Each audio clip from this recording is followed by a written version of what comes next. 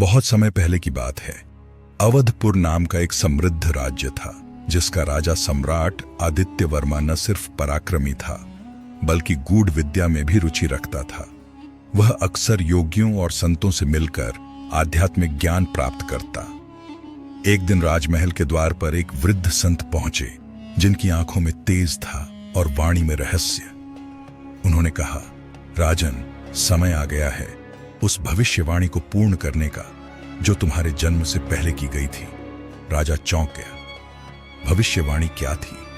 संत ने बताया कि एक पुरानी भविष्यवाणी के अनुसार आदित्य वर्मा को एक गुप्त भूमि गृह खोलना है, जहां एक अद्वितीय दिव्य ग्रंथ छुपा है, लेकिन वह स्थान केवल सच्चे और त्यागी राजा को ही स्वीकार करेगा। जो लालच करेगा उसका अंत निश्चित है। राजा ने तय किया कि वह उस भूमि गृह की खोज करेगा। सफर शुरू हुआ।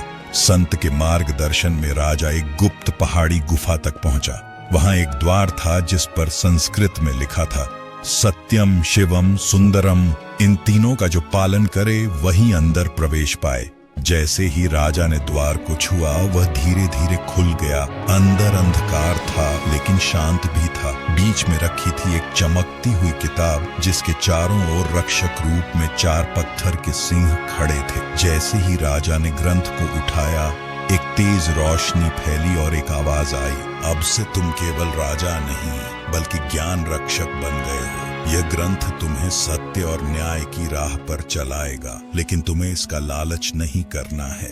राजा आदित्य वर्मा उस ग्रंथ को लेकर लौटा, लेकिन उसने उसे तिजोरी में बंद नहीं किया, बल्कि राज्य भर में उसका ज्ञान फैलाया।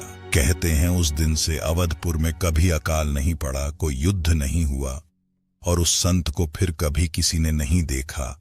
शायद वो स्वयं महादेव थे।